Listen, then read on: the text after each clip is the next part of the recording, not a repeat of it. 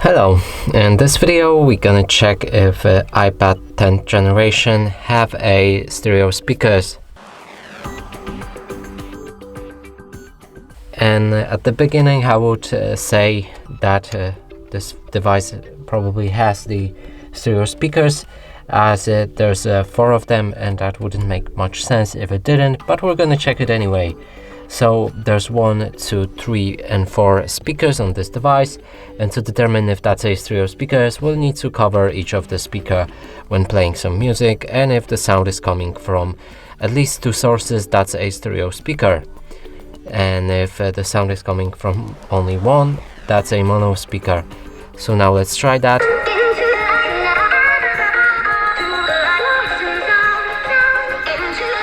So I can already confirm it, and this device has a stereo speakers.